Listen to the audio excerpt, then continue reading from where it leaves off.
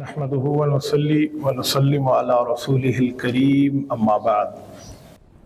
رمضان المبارک کا مہینہ اللہ تعالیٰ نے ہمیں عبادت کے لیے، پسندیدہ عبادت کے لیے، خوشنودی کی عبادت کے لیے عطا فرمایا ہے۔ آج کل ہمارے ہاں ایک غلط فہمی ہے جس کو میں یہاں دور کرنا بڑا ضروری سمجھتا ہوں۔ وہ غلط فہمی یہ ہے کہ لوگ سمجھتے ہیں رمضان المبارک کے روزے رکھیں گے تو جسمانی فائدہ ہوگا، طبی فائدہ ہوگا، ہیلتھ بڑھے گی۔ یہ جب سے رمضان شروع ہوا ہے، آج کوئی 5واں 6واں روزہ ہے، میں لوگوں کی اتنی کال سن چکا ہوں اس مسئلے پر کہ آپ کو بتا نہیں سکتا۔ پھر ڈاکٹر کہتے ہیں طبی فوائد بھی ہیں، تو طبی لحاظ سے بھی تو روزہ رکھنا چاہیے نا۔ یعنی یہ ذہن بن گیا ہے کہ روزہ رکھیں گے تو ہماری ہیلتھ ٹھیک ہوگی، طبی فوائد ہیں۔ دیکھیں، ہم مسلمان ہیں، روزہ اس لیے نہیں رکھتے کہ طبی فوائد ملے، روزہ اس لیے رکھیں کہ اللہ جل شانہ راضی ہو جائے۔ طبی فائدہ ملے تب بھی ٹھیک ہے، نہ ملے تب بھی ٹھیک ہے۔ اس سے طبیعت کا معاملہ نہیں ہے، اس سے شریعت کا معاملہ جڑا ہوا ہے۔ ایک اس دن ہمارے صحافی دوست ہیں، ان نے مجھ سے سوال کیا کہ مولانا روزے کی طبی فوائد بتائیں۔ میں نے کہا جب بندہ شہید ہو جاتے ہیں اللہ کے راستے میں تو شہادت کے طبی فضائل بتائیں۔ تو میرے منہ کو دیکھنے لگے۔ میں نے کہا شہادت کے بھی کوئی طبی فوائد ہے؟ کہتا ہے شہید ہونے میں تو طبیعت کا کوئی فائدہ نہیں ہے، یہ تو سارا کا سارا جسم ختم ہو جاتا ہے۔ تو میں نے کہا پتہ چلا عبادت اللہ کی رضا کے لیے ہوتی ہے، طبیعت کے لیے نہیں ہوتی۔ یہ شریعت کا معاملہ ہے۔ اگر طبیعتوں والا، صحتوں والا معاملہ دیکھنا ہوتا تو جہاد فی سبیل اللہ میں رسول اللہ صلی اللہ علیہ وسلم 27 مرتبہ غزوات کا سفر نہ کرتے۔ وہاں تو تیر ہے، وہاں تو نیزہ ہے، وہاں تو کمان ہے، وہاں تو تلوار ہے، وہاں تو تفنگ ہے، وہاں پر تو جسم نے زخمی ہونا ہے، خون نکلنا ہے، اور جو ہے نا نبی علیہ الصلوۃ والسلام کے 2 دندان مبارک شہید ہوئے ہیں، خون کا فوارہ پھوٹا ہے، تو تبھی فائدہ تو جہاد میں نہیں ہے، تو پھر جہاد چھوڑ دینا چاہیے۔ کہتے ہیں نہیں وہ تو اللہ کی رضا ہے۔ میں نے کہا بھائی روزہ بھی اللہ کی رضا ہے، اسی لیے یہ باتیں اپنے دماغ سے نکال لیں کہ جی طبی فوائد کے لیے اب روزہ رکھتے ہیں۔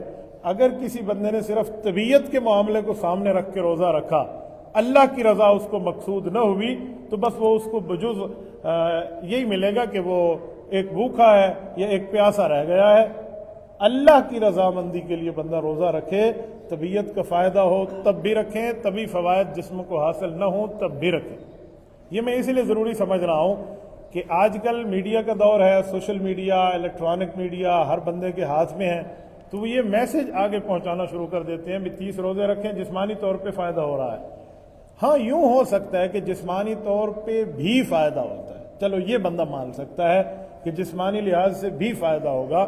صرف اس فائدے کو مد نظر رکھیں گے کہ جو جسمانی ہی فائدہ ہے، روحانی فائدہ نہ ہو، ایمانی فائدہ نہ ہو، اسلامی فائدہ نہ ہو، اللہ رسول کی طرف سے شرعی فائدہ نہ ہو، تو وہ روزہ فضول ہے، وہ کوئی روزہ نہیں ہے۔ کیا حدیث پاک ہم نے نہیں سنی جس میں نبی علیہ الصلوۃ والسلام نے فرمایا کہ جس شخص نے روزہ رکھا لیکن اس نے اپنی زبان کو گناہ سے نہیں روکا، اپنی آنکھ کو گناہ سے نہیں روکا، اپنے ہاتھ کو، اپنے کان کو، اپنے اعضائے جسم کو اس نے گناہ سے نہیں روکا، تو فرمایا یہ صرف بھوکا اور پیاسا ہے، اس کا کوئی روزہ نہیں ہے۔ روزے کا مطلب یہ ہے کہ اللہ جل شانہ کے لیے ہمارے دل میں ڈر پیدا ہو جائے۔ قرآن کریم کہتا ہے کتب علیکم الصیام کما کتب علی الذین من قبلکم، فرمایا تم پہ روزے فرض ہیں جیسے پہلوں پہ فرض ہے۔ آگے لفظ کیا ہے؟ اللہ نے لاجک بتائی ہمیں اس عبادت کی، فرمایا لعلکم تتقون، تاکہ تم تقوی دار بن جاؤ، تمہارے اندر تقوی آ جائے۔ تقوی کسے کہتے ہیں؟ ایک صحابی رسول ہیں حضرت ابی بن کعب رضی اللہ تعالیٰ عنہ، نبی علیہ الصلوۃ والسلام سے براہ راست قرآن سمجھا، اس کی تفسیر سمجھی۔ حضرت عمر رضی اللہ عنہ نے اپنے دور میں ان سے پوچھا تھا کہ ابی آپ نے اللہ کے رسول صلی اللہ علیہ وسلم سے تقوی کا مطلب کیا سمجھا تھا؟ امام قرطبی رحمۃ اللہ علیہ نے ھدی للمتقین پہلے پارے کی اس آیت کی تفسیر میں لکھا ہے کہ حضرت ابی حضرت عمر کو عرض کرنے لگے کہ امیر المؤمنین مجھے ایک سوال کا جواب دیں، میں آپ کو نبوی تفسیر بتاتا ہوں کہ تقوی کیا ہے۔ حضرت عمر نے پوچھا کیا سوال ہے؟ فرمایا اما سلکت طریق ذا شوق، ایسے راستے میں چلیں آپ جہاں کانٹے موجود ہوں؟ حضرت عمر نے فرمایا نام سلکت مرارا، کئی مرتبہ چلاؤں۔ فرمایا کیف سلکت، چلتے وقت آپ کی کیفیت کیا ہوتی ہے؟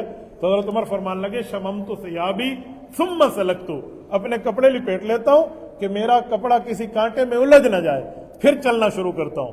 تو حضرت ابی نے کہا فذاک التقوی، امیر المومنین جیسے آپ فرما رہے ہیں نا کپڑوں کو سمیٹ کے بندہ جنگل کی جھاڑیوں سے چلے تاکہ کپڑا جھاڑیوں سے الجھ نہ جائے، ہم نے نبی علیہ السلام سے تقویٰ کی یہی تفسیر سمجھی ہے کہ دنیا سے ایسے گزرو کہ گناہ تمہارے ساتھ الجھ نہ جائے، کوئی گناہ وہ تمہارے ساتھ قبر میں تم لے کے نہ جاؤ، اس سے پہلے توبہ ہو جائے، معافی ہو جائے، استغفار ہو جائے، اللہ تعالیٰ سے معافی تلافی کا معاملہ ہو جائے، اسے تقویٰ کہتے ہیں۔ فرمائے ھدی للمتقین، قرآن ایسے لوگوں کے لیے پھر ہدایت کا سامان ہے۔